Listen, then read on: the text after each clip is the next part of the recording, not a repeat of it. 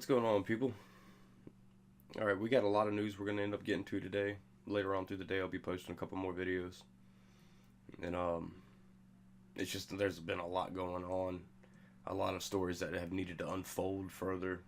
You know, got to get a little bit more of the facts and everything. But first story I want to talk about is this DNA test and how this company called Family Tree DNA are selling your information to the FBI. Now, Family Tree DNA is only one of like 11 big companies, and if they're doing it, why wouldn't the other ones be doing it too? I've been saying for a long time that these DNA services they're making money off your genetic material. That's what they're doing. They're selling your genetic information to, who knows, BioCorps and all kinds of other stuff. Anybody. I'm sure Google would like to get their hands on all of Americans' genetic material and all the people around the world. Yeah, there's a lot of different agencies that would love to get their hands on this material. You need to read the fine print. You need to read the fine print. I know it's like a book of fine print, but if you're actually going to put yourself out there and take one of these tests, you need to know what you're getting yourself into. I mean, these companies themselves, representatives will tell you that this isn't an exact science. They do guesstimations around, most of it they know is about 50% accurate. So the other 50% is just guesstimated in there. It's not a good science, people. But really think about what you're doing before you put your spit in the tube and hand it out to anybody.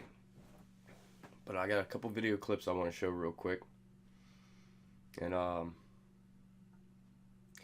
stay tuned because we got more news to come. I'll catch y'all on the flip side.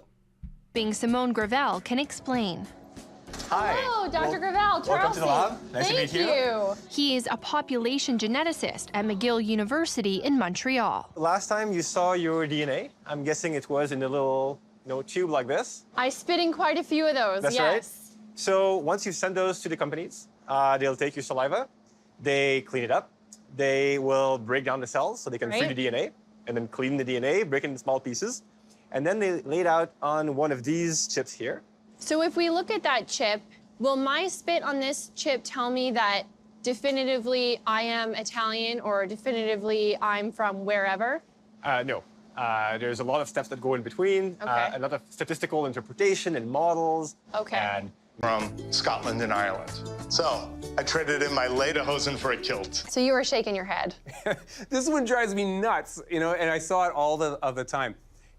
Whether you want to wear lederhosen or something else is not tied to your DNA. Okay.